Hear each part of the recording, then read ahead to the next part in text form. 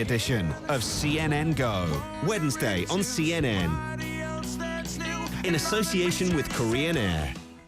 I'm Paula Hancock in Seoul, and this is CNN.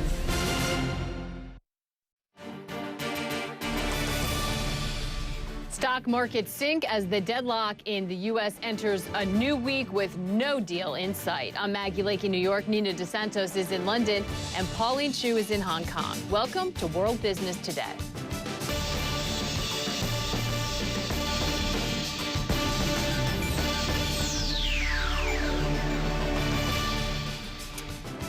U.S. futures are pointing to a triple-digit loss for the Dow as the U.S. Treasury Secretary warns of catastrophe in the fight over the debt ceiling. The World Bank slashes growth forecasts for most of Asia as China's leader has an important message for the APEC summit in Bali.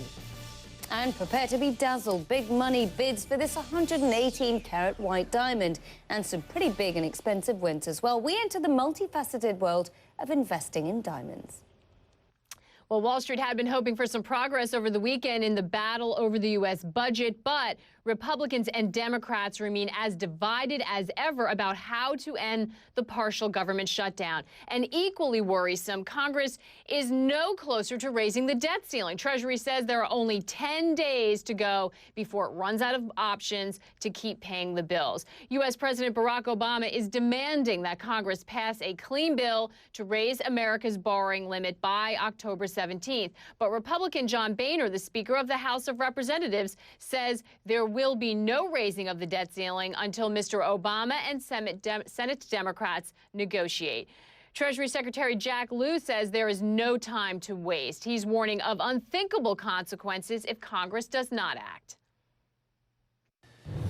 Tuesday, I wrote to Congress saying I'd use my last extraordinary measures. I have no more. That means that on October 17th, we'll run out of the ability to borrow. We'll be left with some cash on hand. And I've told Congress it'll be roughly $30 billion. And $30 billion is a lot of money. But when you think about the cash flow of the government of the United States, we have individual days when our negative or positive cash flow is $50 or $60 billion. So $30 billion is not a responsible amount of cash to run the government on. But Ted Cruz, the Republican leading the fight against Obamacare in the Senate, says he will fight to attach conditions to any debt ceiling bill. In my view, the debt ceiling, we should look for three things. Number one, we should look for some significant structural plan to reduce government spending. Number two, we should avoid new taxes. And number three, we should look for ways to mitigate the harms from Obamacare. So it's still far from certain how this stalemate will end, and investors hate uncertainty, as we know. That's being reflected across all the major markets. Take a look. U.S. futures are down less than half an hour before the opening bell. Asia ended its trading day in the minus territory, and European stocks, Nina, are also heading south. Yeah, well, official data has been confirming that the Eurozone, Pauline, is out of its longest ever recession. Phew, sign of relief out there. Well, sort of, because the Eurozone economy did manage to go 0.3% in the second quarter of the year.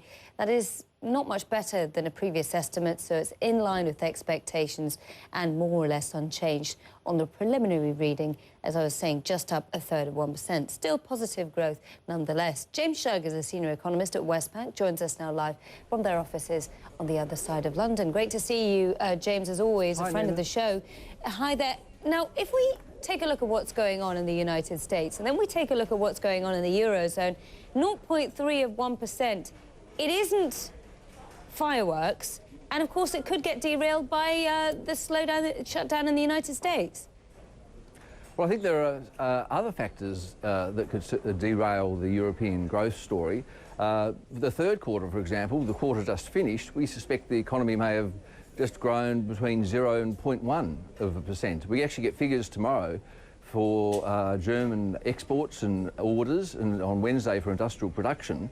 These are August figures. In July, those three things all fell. So it's so far in the third quarter for what that we've got data for. It's looking a little bit soft in the German economy, and that's been the main offset to weakness in other parts of Europe. So So we've already seen some evidence of a weak growth story in the third quarter, and we'll get more, as I say, later this week. And the bigger picture, you've got French uncompetitiveness with countries like Italy and Spain becoming relatively more competitive. That's going to be a big issue for the second biggest economy in Europe going forward. You've got governments being voted, austerity favouring governments being voted out in whichever jurisdiction holds elections. That brings with it huge political risks going forward. It goes on and on. There are plenty of reasons still to be bearish on the European growth story. So basically patchy at best. What about the employment picture here? Because that has been the figure that has been so difficult to shift, hasn't it? That's right. Well, it's been continuing to rise. In the last few months, some signs of stability at a very high rate, about 12% for the Eurozone as a whole, have come through. But remember, in youth unemployment, of course, in countries like Spain and Greece is well above 50%. And there's no sign of that reversing anytime soon. There's not enough growth in the economy coming through, and the outlook is risky enough for us not to be confident that we're going to see any significant falls in the unemployment rate, I'm afraid. Now, Greece seems to be predicting today that it's going to manage to exit its recession by next year. Do you think that that's plausible, and what would that say for the recovery in the Eurozone?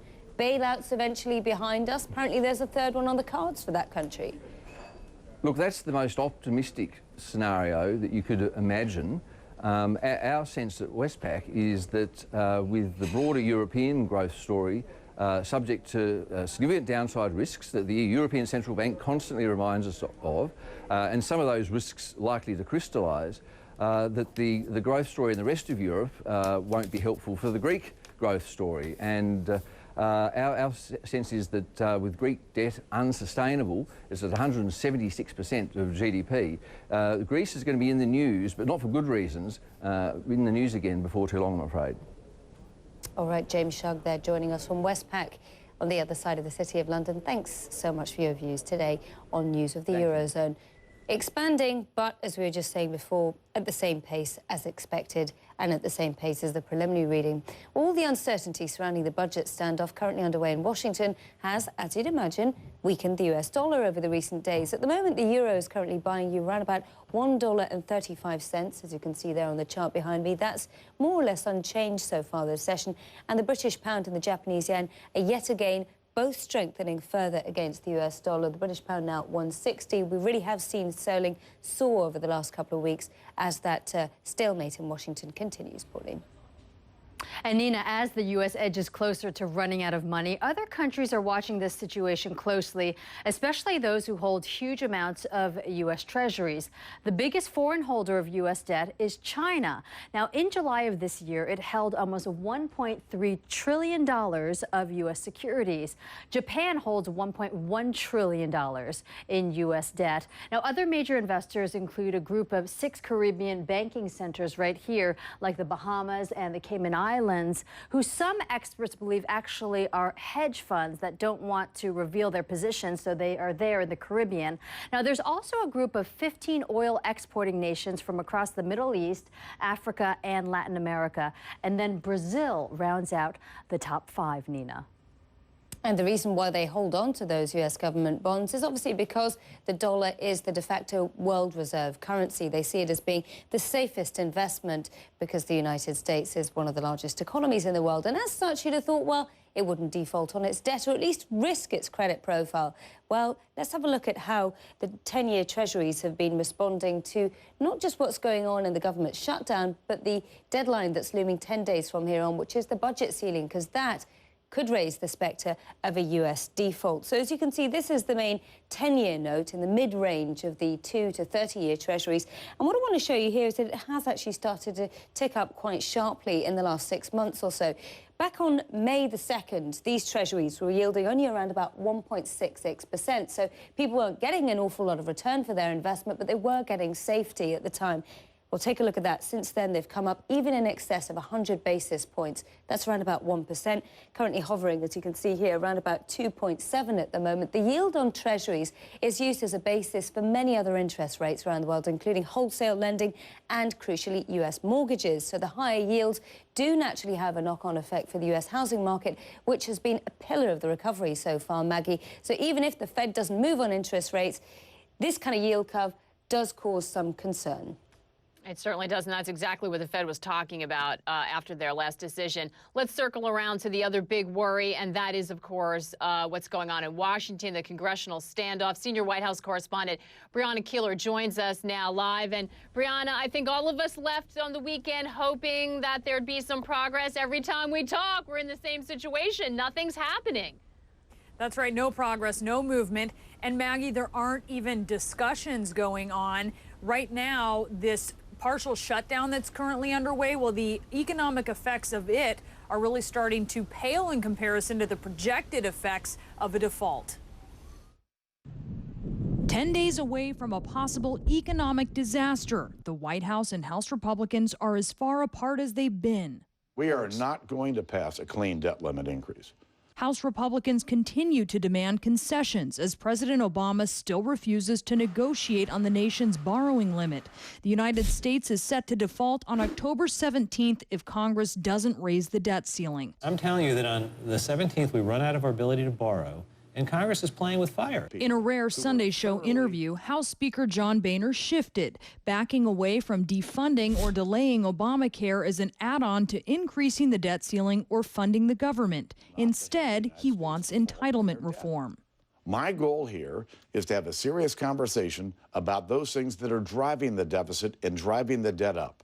As the government remains partially shut down for a 7th day, the White House wants a vote to fund the government, no strings attached, again rebuffed by Republicans. There are not the votes in the House to pass a clean CR. But President Obama, bolstered by many objective observers, questioned that assertion in an interview with the Associated Press, saying, quote, "We know that there are enough members in the House of Representatives, Democrats and Republicans, who are prepared to vote to reopen the government today. The only thing that is keeping that from happening is Speaker Boehner has made a decision that he is going to hold out to see if he can get additional concessions from us." The stalemate in Washington becoming good fodder for late night. Saturday Night Live featured guest host Miley Cyrus as Michelle Bachmann, celebrating the shutdown with Speaker Boehner in this risque parody. There's nothing public on the president's official schedule. He doesn't have any events. We're waiting, Maggie, to see if perhaps there may be some interaction with members of Congress. I will tell you, some White House officials are starting to be concerned that his "we are not negotiating" stance is starting to make him look intransigent, and that's why we're kind of keeping our ears and eyes open to see if perhaps there may be some sort of meeting. But even if there is a meeting, it doesn't necessarily mean that it will be terribly substantive. I think that's what people are worried about, Brianna. They have so much ground to cover. They're so far apart. Are they going to have enough time, even if they start talking, until we get to that deadline? I know that's what all the emails going around on Wall Street were about last night. Brianna, thank you for the update. Great to see you. Well, still to come on World Business today, the World Bank slashes its growth forecast for East Asia as leaders meet at the APEC summit in Indonesia. We'll take you live to Bali in just a moment. 40 years of progress, partnership and innovation. Patents help inventors bring new technologies to market, creating prosperity and jobs. Patents secure value through investment and licensing.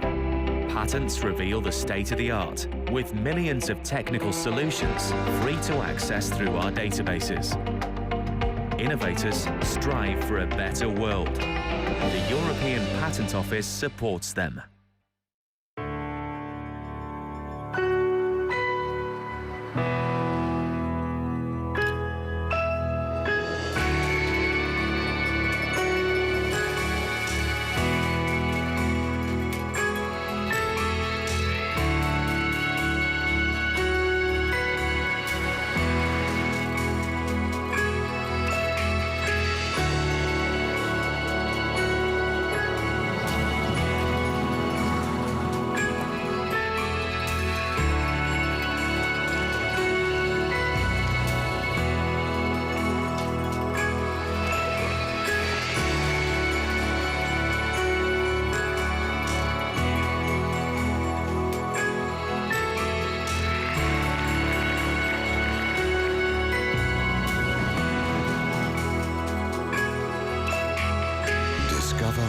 Azerbaijan, from A to Z.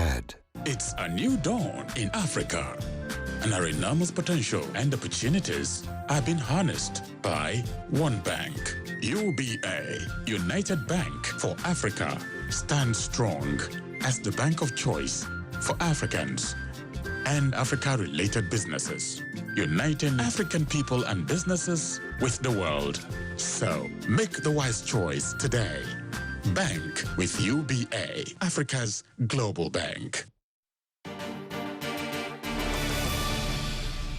Welcome back to World Business Today. The economic outlook for Asia appears to be getting worse. While it's still the fastest growing region, the World Bank has lowered its growth forecast for East Asia to 7.1% for 2013, down from the recorded 7.5% growth rate last year.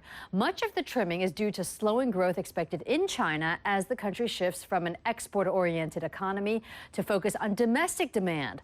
The World Bank says China will grow at 7.5% in 2013, considerably lower than it previously forecast. It was a different picture in the Philippines, however, where the pace of growth is expected to quicken. The World Bank expects the Filipino economy to grow at 7%, which is up from the previous 6.2% forecast. Now, this rise is due to more consumption within the country brought on by remittances from Filipinos working abroad. They're sending money home, and those remittances are a huge part of GDP. Now, the World Bank forecast didn't do any favors for stock markets here in the Asia-Pacific region. Let's take a look first at the Nikkei, which was down by almost 1.25% as the yen strengthened against the greenback, making life a little bit harder for Japanese exporters today. Markets in mainland China were closed today for the extended holiday. They do reopen back up tomorrow. Now, there was a bright spot in Japan today, namely Japan Airlines. It rose 3% after news that it was ordering 31 jets from Airbus, switching to the European plane maker for the very first time. Now, JAL had previously had a preference for Airbus's U.S. rival, Boeing. Maggie. Well, it is one of the biggest economic meetings of the year, but one of its main stars has been forced to stay home. U.S. President Barack Obama canceled his trip to the APEC summit in Bali, Indonesia, because of the partial government shutdown and the looming debt ceiling crisis. Speaking exclusively to CNN, Singapore's prime minister criticized Washington's handling of that whole situation. The signal that the Americans are unable to get their act together and can't vote money to run the government and can't agree that the government needs to be run and has national interest greater than the Tea Party or the Democrats or the Republicans. I think that's a negative signal, which will last much longer than the shutdown. And that is Singapore's Prime Minister Lee Hsien Loong speaking to CNN. Right now, let's get the very latest on what's happening at the APEC summit in Bali. CNN's Anna Corin is there and joins us live. Anna, what have other world leaders said about this stalemate going on in Washington and the ripple effect it could have on their own countries? Well, it's interesting, Pauline. We just heard from the Singaporean Prime Minister, and he's certainly not happy with what's taking place in the United States. There's a feeling that if the US can't look after its business on home soil, its domestic business, then what business does it have in the Asia-Pacific region? What influence and how committed is it to the Asia-Pacific? Obviously, Obama's absence has, drawn a great deal of disappointment from both political and economic leaders here at APEC. Obviously, he brings gravitas and, just importance to an event like this. But as the Russian President Vladimir Putin said, Obama did the right thing by staying in Washington because it's in everybody's interest to see this U.S. government shutdown crisis resolved as quickly as possible. Let's have a listen. The United States dollar remains the most important reserve currency for all of us, very important to a great extent. Therefore, we have the hope that all political forces in the United States will manage to overcome this crisis as quickly as possible. And Pauline, in relation to America's Asia pivot, which was very much the focus of their foreign policy. At least that's what they've been saying for the last couple of years. The question marks over that and the concerns that Obama is not here. Will Obama's replacement, U.S. Secretary of State John Kerry, really knock that on the head when he addressed the APEC summit today, saying that nothing could shake America's commitment to the Asia-Pacific region, Pauline? Yeah, and he did make the point that half of America's top 10 trading partners are from the Asia-Pacific region. So he was emphasizing, John Kerry emphasizing that the ties between Asia and the U.S. are very important. But Asia is slowing down, and we do know that most of the countries in this region are export economies that really depended on the U.S. and Europe in the past year or two. So what kinds of discussions are going on right there at the APEC summit about strengthening ties within the region and within the countries here?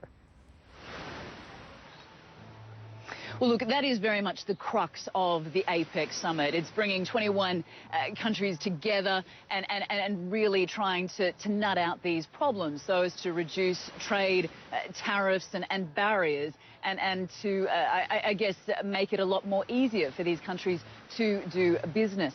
Now, as far as obviously China is concerned, you know, it's the largest economy in the region. Xi Jinping, the Chinese president, he has obviously taken the limelight, if you like, at the APEC summit because Obama hasn't been here. Some saying he's really just assuming the role that he should be playing, and that is of an international statesman taking a more active role in the international economy. But with the slowing of the economy, the slowing certainly globally and both regionally, he said that really the world is watching the APEC summit for ideas. Take a listen.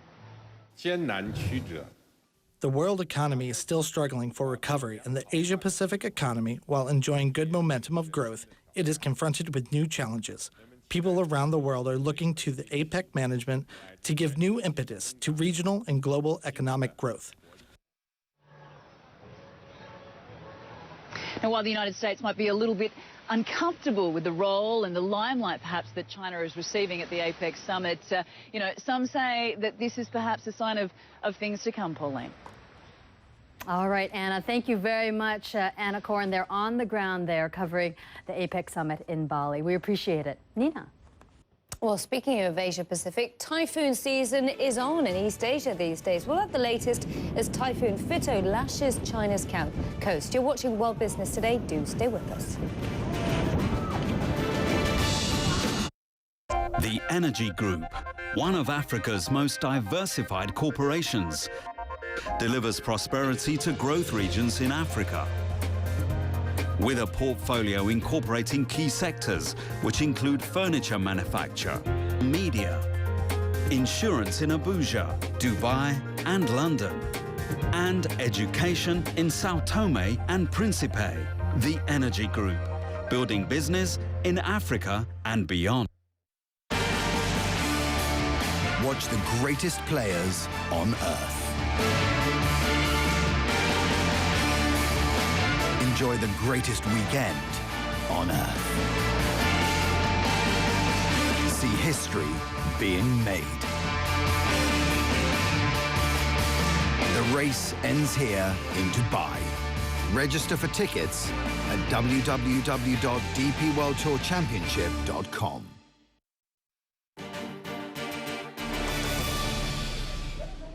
The eastern coast of China has taken a beating from Typhoon Fito.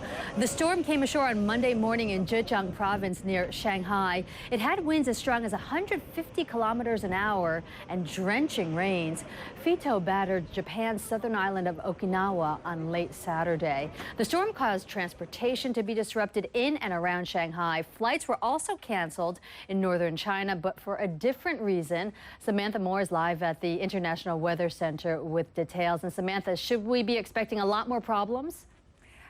From the next storm, yes, Donnas, which is on the heels of Fito. It'll be affecting millions of people in another area nearby, so we'll talk about that. But here are some of the amounts we saw in terms of the rainfall. Incredible amounts of rain and the wind up to 126 kilometers per hour. And the waves, that was another issue, as you saw in that video. And here, some 20-meter high waves sent people just running from the coastline. And then not far from this, we also had another issue that Fito helped exacerbate. But over 3 million people were affected in these provinces. More than 50 bullet trains were suspended.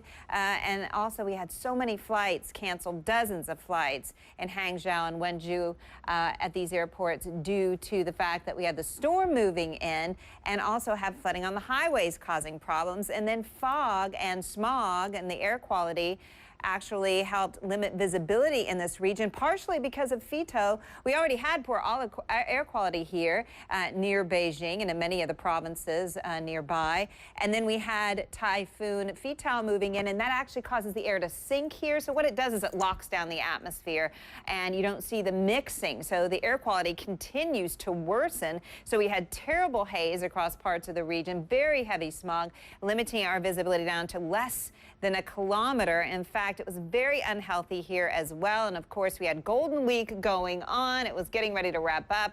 And we had the worst air quality, over 300 at times, which is hazardous to many people out there. So just a real mixed bag of bad weather coming all together. And then we have Donus that is moving in on the tracks of Fito.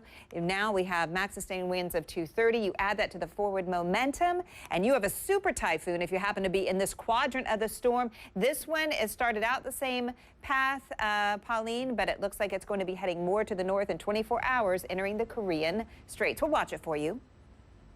Okay, yeah, there's a lot to keep your eye on. Thank you very much, Samantha. We really appreciate it. Samantha Moore there at the World Weather Center. Maggie. And we are moments away from the start of a new session on Wall Street. We will bring you the opening bell when we return. Stay with us.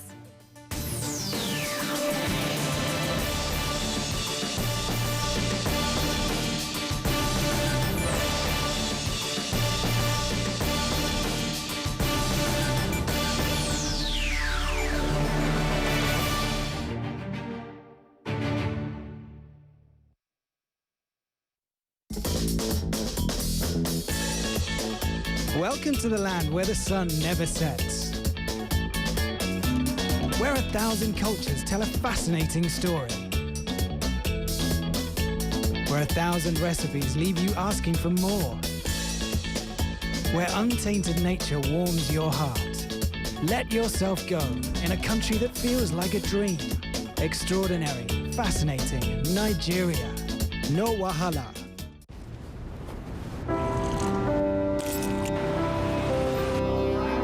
Hyundai believes this is where your inspirations set you free.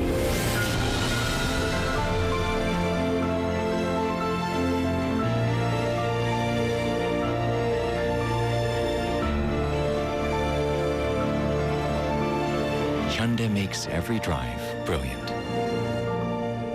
Live brilliant. Hyundai. Ladies and gentlemen, welcome to the land of FC Barcelona, where the weather is beautiful and so is the game.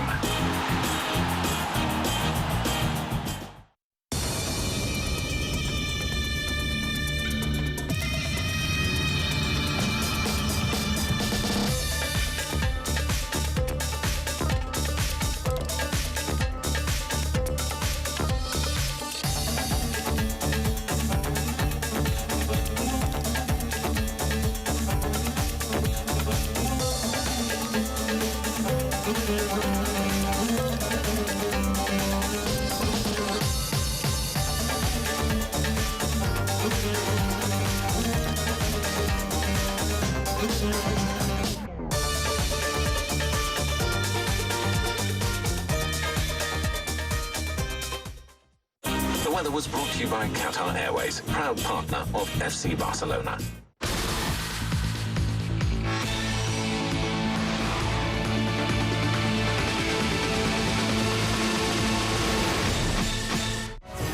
Barack Obama will be re-elected President of the United States. There seems to be no pattern to the attacks unless they are designed to sow fear among the civilians. This is the reality of what kids think about race. This is CNN. Information is knowledge, information is power, information is security. And I strongly believe our viewers, people all over the world, have real questions of their own. They want to know what's happening in their world, what it means to them, how it'll affect them. And so it's really up to us, once we get elected officials or anybody in public positions in front of us, to keep up the persistence to get out of them really what we're searching for. Christiane Amanpour, asking questions that help you make sense of the world. Amanpour, tonight on CNN.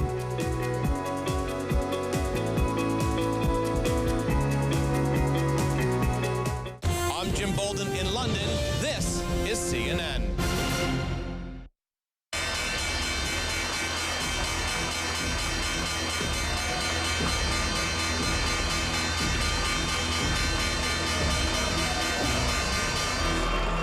There's the opening bell at the NASDAQ and the New York Stock Exchange. If you're wondering, those folks on the podium are with Habitat for Humanity. That's why they have the hard hats on, but boy, they may need it today, depending on what we see in the stock markets. Welcome back to World Business Today, live from Hong Kong, London, and New York. This is World Business Today. Their timing may be appropriate. We are expected to see some selling again at the open here. You're seeing pretty modest losses right now. Futures were indicating we could see a triple-digit decline as investors start to get worried about the fact that D.C. remains locked in a stalemate, neither side talking, getting very concerned about the debt ceiling. What we hear over and over again is that people still believe they're going to get it done. Otherwise, you'd be seeing a lot more of a mess here. But they're getting worried, and they keep asking each other, they're not crazy enough to do this, are they? They're not really crazy enough to do this, are they? Right now, they're betting they're not, but clearly people getting a little bit more anxious. We've got a loss of about 0.5% on the blue chips. Pauline, a lot of people thought this was going to be resolved before now, so expect the nerves to increase as the week goes on if we don't see talking in Washington. Yeah, and we only have 10 days to go until the U.S. officially runs out of money, so people getting more nervous as that date approaches. We'll get back to business news in just a moment, but first here are the top world news stories that we're following. The U.S. military has carried out 2 raids against suspected terrorists in Africa. In Tripoli, Libya, commandos captured a man they believe to be a senior al-Qaeda operative named Abu Anis Alibi. U.S. officials say he was involved in the bombings of the U.S. embassies in East Africa in 1998. Meanwhile, in Somalia, Navy SEALs tried to kill or capture a commander with the al-Shabaab terrorist group, but they withdrew after facing heavy fire. Egypt's media say at least 51 people were killed and hundreds injured in Cairo. Security forces fired tear gas as thousands of supporters of the Muslim Brotherhood marched in the capital on Sunday. The Interior Ministry says hundreds of demonstrators were arrested. Syria is starting to destroy some of its chemical arsenal. An international team of inspectors says that Syrian personnel are destroying or disabling a range of weapons. The inspectors are there to monitor, verify, and report on Syria's compliance with a UN resolution ordering it to scrap all of its chemical weapons. A Kenyan official says investigators have identified 6 of the Nairobi Mall attackers. The official says the suspects include 4 men, and 1 woman who were killed during the siege. Another suspect escaped and has not been found. The Kenyan official says the woman killed more than 30 people before she died.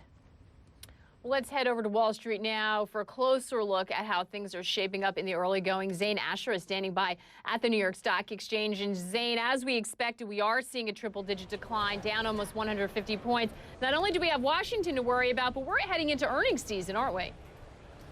Yeah, absolutely. But I think what's happening in Washington, Maggie, is going to make it hard for investors to concentrate on earnings season. Right now, the Dow is sinking, as you mentioned, triple digits down right now, below 15,000. We're about 10 days away from the debt ceiling deadline. Now, even though Boehner is saying he's not planning on raising the debt limit without some degree of compromise, most traders, as you mentioned, Maggie, genuinely don't believe that lawmakers will let us default on our debt. Someone is going to blink at some point. That is the general consensus. But I think what's concerning is the fact that we're even having this conversation at all. That is why the market is trembling right now. The question is, why are we at this point?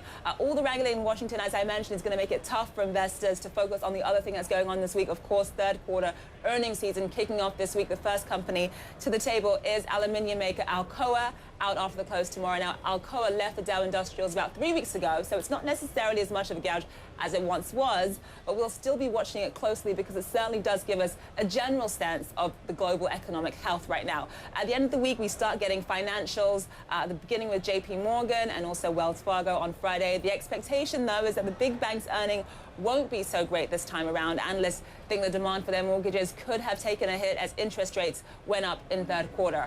As we know, also, JP Morgan in particular has been wrapped up in a lot of legal battles as well, so that is certainly concerning investors too. Maggie? All right, Zane. Yeah, those estimates really taken down here. They're pretty close to the floor. Thank you so much, Zane Asher. And Nina, as we get closer into earnings, very important for us not to pay attention whether companies are beating expectations. Those expectations have been revised down so many times, and profits really struggling. A lot of people very concerned about that as well.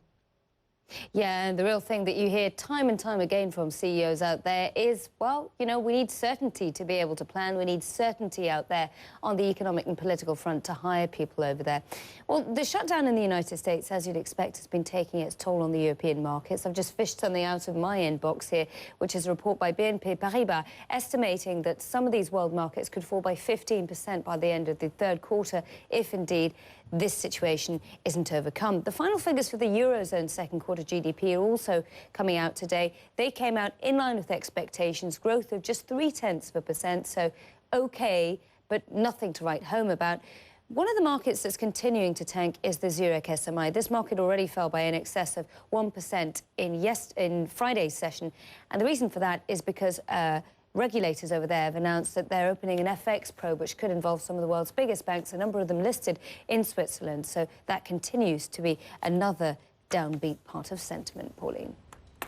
Well, Nina, we had a similar picture here in the Asia-Pacific region where all the major indices ended in the red as well. The Nikkei in Japan fell more than 1% as the yen strengthened against the U.S. dollar. A lot of this clouded by the stalemate there in Washington. And you were talking about lowering forecasts. Well, the World Bank lowered its growth forecast for East Asia to 7.1% in 2013. It cited one of the main drivers was the slowing growth in China as China moves away from its export-led economy to domestic consumption. Markets in mainland China, namely in Shanghai, were closed again today for that extended holiday, but Shanghai will reopen back up tomorrow. Maggie. The man accused of being the mastermind of the website Silk Road will have to wait until Wednesday to learn if he'll get out on bail. On Friday, a judge postponed a bail hearing for Ross Ulbricht. U.S. prosecutors say he ran a vast online marketplace for illegal drugs. You're looking at him right there. Ulbricht denied the charges against him, including conspiracy to traffic narcotics, money laundering, computer hacking, and attempting to hire a hitman. That's quite a list. As Lori Siegel reports, though, even after Silk Road was shut down, it's still disturbingly easy to buy drugs and other illegal items online. Peter's picking up mail from the post office. It's not your typical package. Inside, drugs. That one's going to be MXC, and that one's going to be methadone. Welcome to the growing dark side of the internet.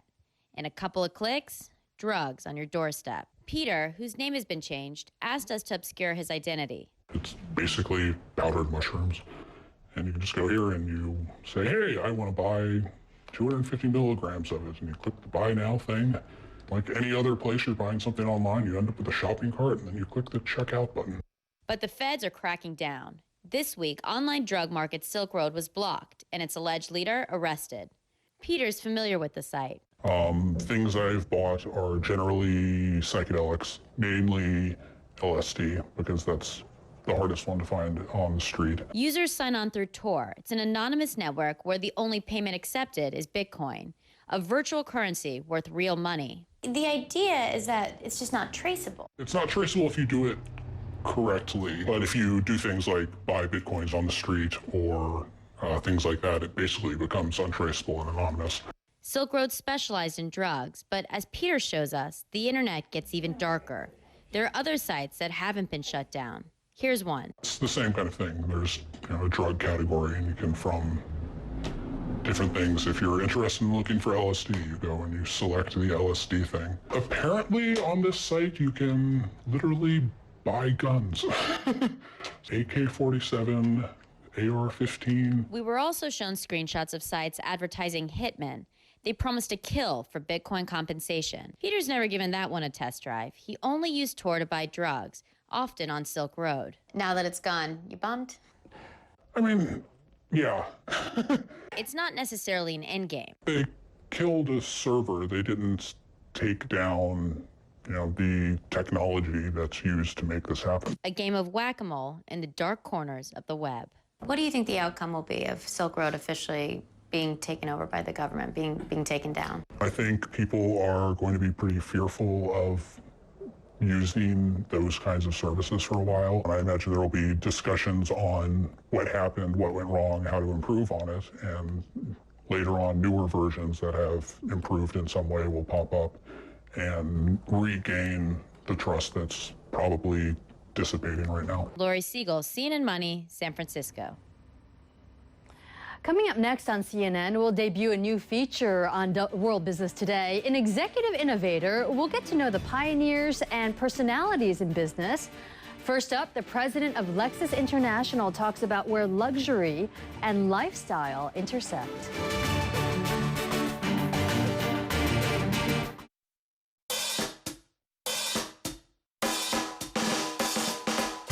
We went to the beach. He held my hand for the first time. I forgot my wallet, but my brother sent me money. I pretended not to notice. He made me dance in front of everybody. And just when she thought I'd never do it, I did it. Of course, I said yes. We moved in together to start our new life.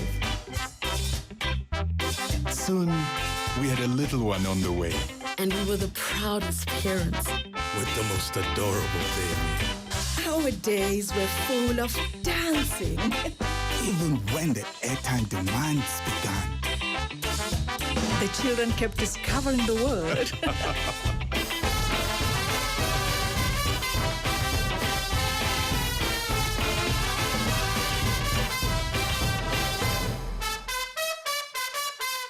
This is Malawi, the warm heart of Africa.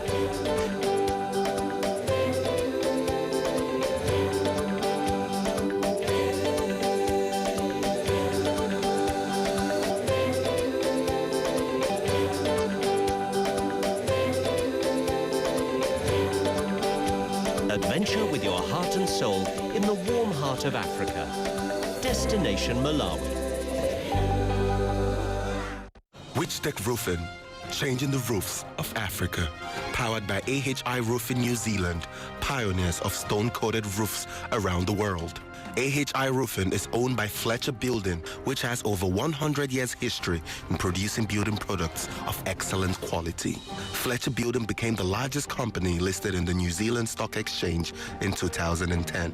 Witchdeck Roofing, changing the roofs of Africa.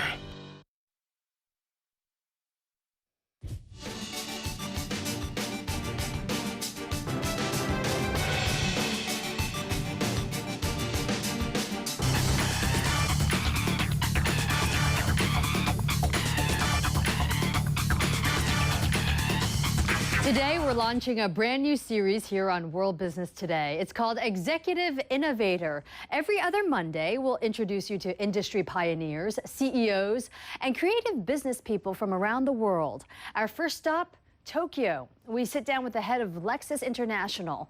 This automaker is treating lifestyle and luxury in a fresh way to attract new customers. Patricia Wu explains. At Intersect by Lexus, you can buy a handmade hat, a cappuccino, even enjoy a nice meal. What you can't buy, a car.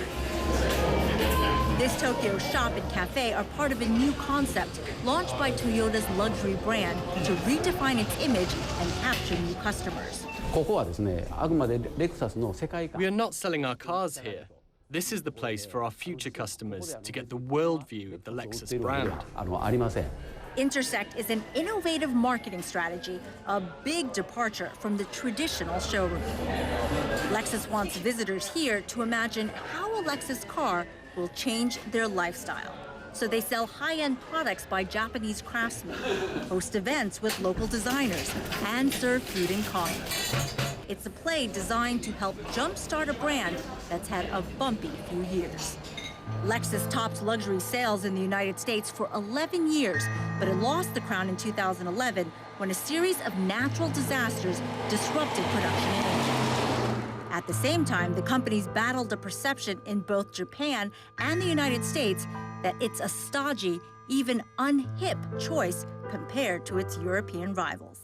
Issei says Lexus wants to be seen as cool, which helps explain why the only car in sight at Intersect is a sleek, high-design hybrid coupe, concept only. Or why a visit to the bathroom reveals a ceiling dotted with miniature cars. He hopes visitors here have a more holistic, even emotional experience, attracting new customers to the brand. But Issei admits that marketing alone won't sell a Lexus. They need to back up the branding with technological innovation and quality cars. It would be very superficial if you only changed your marketing strategies, but not your product. Even as they try to gauge the success of this cafe, Lexus is already planning to open 2 more sites like this, bringing Intersect to both New York and Dubai. Patricia Wu, CNN, Hong Kong. And we'll be back with more on World Business Today right after this break. Stay with CNN.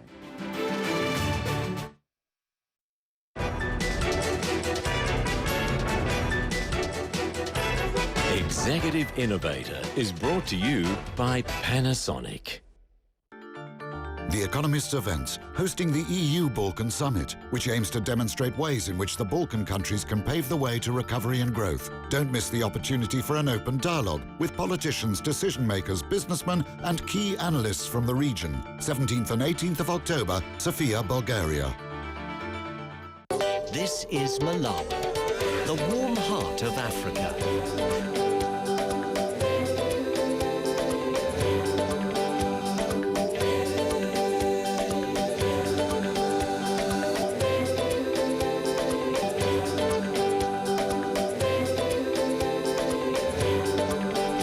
Adventure with your heart and soul in the warm heart of Africa.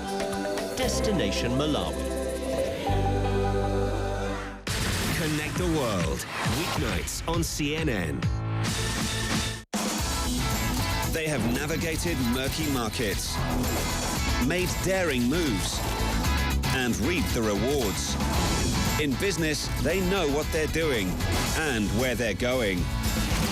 They are Europe's success stories. Every week, meet them face to face with CNN's Richard Quest. FaceTime in CNN Marketplace Europe, Thursday on CNN, in association with Germany Trade and Invest. CNN original series Anthony Bourdain Parts Unknown, Copenhagen. Denmark is like the happiest place on earth. Go on a culinary adventure through one of the best restaurants in the world. Pushing you to rethink what's edible. It's like I've never tasted a green vegetable that good. Where it comes from. Let's grab a bunch of these for lunch, no? And how it reflects the Danish landscape and culture. Cheers. Anthony Bourdain Parts Unknown, Copenhagen, only on CNN. I'm Diana Magnay in Tokyo. This is CNN.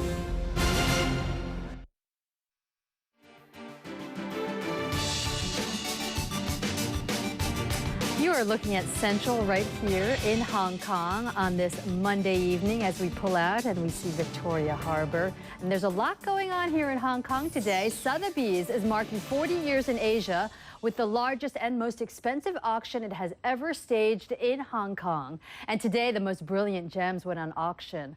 Among the jewels for sale were this 118-carat diamond. Sotheby's says it's the largest white diamond ever to go under the hammer, and it has sold for an astounding $30.6 million just a little while ago. And also earlier today, I spoke to David Bennett, the chairman for jewelry in Europe and the Middle East at Sotheby's. He told us more about the allure of this particular rock. Well, I think if you saw it, you'd see why, because it's absolutely huge. It weighs 118 carats, and it's about the size of a decent-sized egg. But what you can't imagine if you don't see it is the amount of life and light and fire coming out of this stone, because it's D-color, which means it's the whitest of white, and it's internally flawless. So, I mean, it's just extraordinary that you can have a diamond that size. It goes into a very, very, very small number of stones of that size and colour and purity. It's extremely rare. They're rare stones, and also colored diamonds are very rare. And you're also auctioning off a very special one, the Pink Star diamond in Geneva, which had also been on view here. Now, this is expected to bring in $60 million when it does go on the auction block. Tell us about the Pink Star diamond. Well, coloured diamonds are the rarest of the rare. The most sought after, I think, in my view, is pink, because I've never shown a pink diamond to somebody who hasn't loved it. This stone is 59.6 carats. It's so much bigger than any other vivid pink diamond. Diamonds are graded for colour by the Gemological Institute of America, and the highest grading is vivid pink. This is the biggest vivid pink diamond they've ever graded. So, in simple terms, this is the biggest, pinkest diamond known. And it is unbelievable. I mean, when we had it on view this week in Hong Kong, people walk up and just gasp because it is so beautiful. I mean, you can imagine, I mean, you know, a white diamond is phenomenal. A pink diamond has that X, it's like pink champagne, it's glorious, it's, you know, it's happy, it's wonderful stuff. Now, who would be bidding on these stones? Are they from China? Are they from Europe? Can you give us an idea who the serious bidders are? Well, diamonds are the most international of all the things we sell, because we literally have bidders from all over the world, for 40 different countries, in fact, recently. Asia is rapidly, in the last 20 years, becoming our most important sector of the buying public.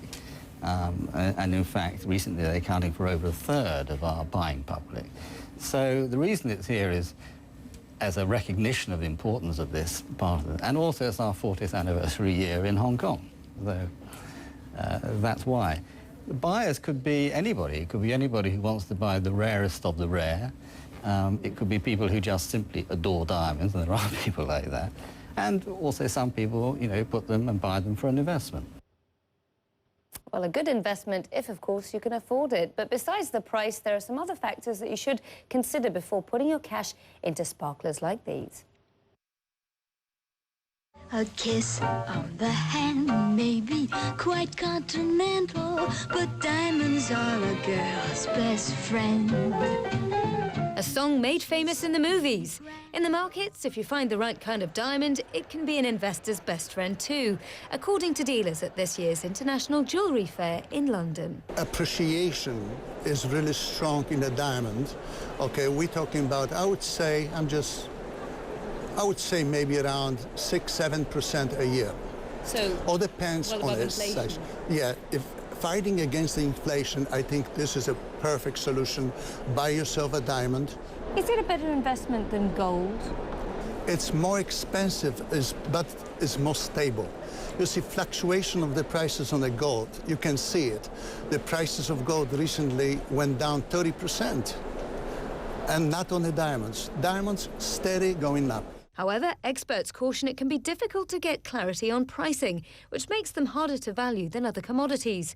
Unlike gold and silver, stones aren't traded on an exchange, and prices can vary widely by size, colour and quality. Which one's the most expensive ring, dare I ask? The most expensive here in my collection here in London that I have is a 10-carat Chris-cut, emerald-cut ring with me. It's over $500,000. With price tags like these, diamonds are a portable source of wealth. One that's perhaps a little too portable, though. Just this summer, the French Riviera saw 2 heists with more than $50 million worth of jewellery stolen. And that's a concern for jewellers like India's Arampali, lending their wares to celebrities like Halle Berry for the red carpet. Once it's been handed out to a celebrity or the assistant or the stylist, it's entirely their responsibility. Insurance, security, it is the most important part of our business, definitely. For those who want more glimmer in their portfolio without the burden of security, investing in a fund could be the answer. When you invest in the fund, obviously we are in charge of those stones. We have a set in place. They are fully insured at our net asset value plus 10%. With rising demand in China and India, rough diamond prices are now back to pre-crisis levels. Bain & Company says that sales of diamond jewellery increased 1.8% in 2012 to $72.1 billion. The key point about colored diamonds is their rarity. The price of colored diamonds have not gone down in the last, I would say, well, 50 odd years. Other thing that you have to remember is that every diamond that's ever been mined throughout the history of man still exists. They don't melt away. So, while diamonds really are forever, their value may change over time. Well, it's hard to outshine something like this, but I suppose with 118 carats, just going back to that one that sold in Hong Kong, and Hong Kong's a huge market for diamonds, as you and I know, Pauline, you've also got to have a pretty big safe to put it in straight away. Yeah, exactly, especially because the Sotheby's expert that I spoke with said it's the size of an egg. And I said, well, I feel sort of silly asking this question, but what would you do with it? It's too big for a ring. And he said, don't worry, if you had it, you'd figure out a way, something somewhere to put it. And he said, paperweight, perhaps.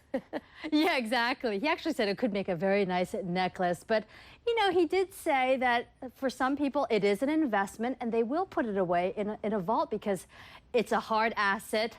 Technically and literally, it is the hardest asset you can find. And people do find comfort in investing in that because it isn't going to go up and down the way we see gold go up and down, Maggie. Wouldn't it be a shame to stick that away in a safe? I think you got to wear it out everywhere to McDonald's. The only thing is, of course, everyone thinks it's fake if you do. So maybe that's your protection. Maybe you don't need a safe if everyone thinks it's not real. I'm never going to find out, that's for sure. Let's take a look at the investment we're used to making, and that is stocks. The Dow is still suffering triple-digit losses. We're a little bit off the lows we hit earlier, but it's going to be very volatile as investors continue to stay focused on Washington. And it may actually get a little worse once we start to get earnings come in because the forecasts are for disappointment, very, very meager profit growth. So from a fundamental and a political point of view, it looks like it's going to be a little bit of tough sledding this week, Nina. Yeah, it's already been tough where I am, and we're 2/3 of the way through the trading day so far. First one of the week, not getting off to a great start as we head into the 5th business day when that US government shutdown is taking place, and we look forward towards the debt ceiling, which could see the US perhaps even defaulting on its debt. The final figures for the Eurozone's second quarter GDP came in line with expectations, only up around about 0.3%, so that's not amazing. But if we can just have a quick look at those markets, there you have it, off the intraday lows, but still poised to close in the red. And here in the Asia-Pacific region, all the major markets did end in the red as well, as you can see, largely because of what's going on Capitol Hill and the concern there, and also because the World Bank lowered its growth forecast for East Asia, citing that the main driver is the slowdown that we're seeing in China. Maggie. And if you want to contact us, let us know your thoughts about diamonds, stocks, politicians. We know you have an opinion. Here's where you can find us, the whole team at CNN WBT, and there's the rest of the three of us. And speaking of, that is it from the three of us and our entire team. We will see you again next time. Thanks for watching.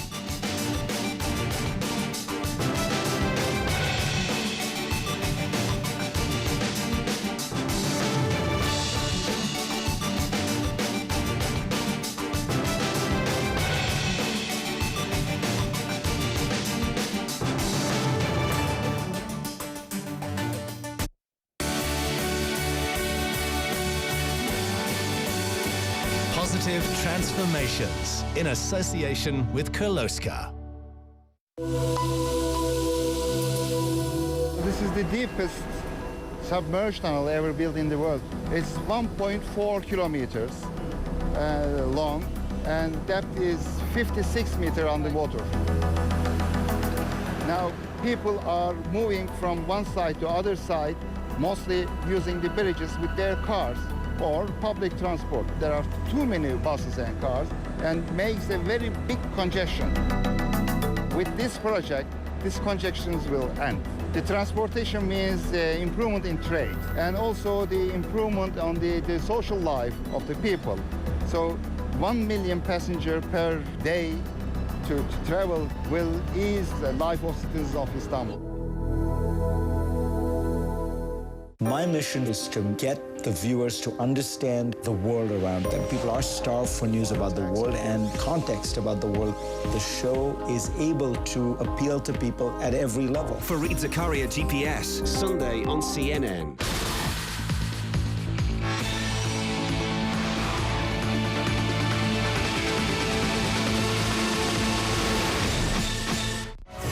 Barack Obama will be re-elected President of the United States. There seems to be no pattern to the attacks unless they are designed to sow fear among the civilians. This is the reality of what kids think about race. This is CNN. Information is knowledge, information is power, information is security.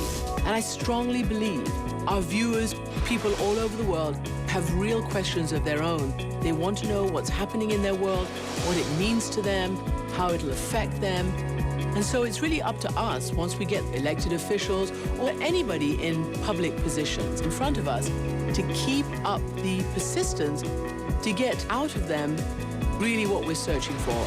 Christiane Amanpour, asking questions that help you make sense of the world. Amanpour, tonight on CNN.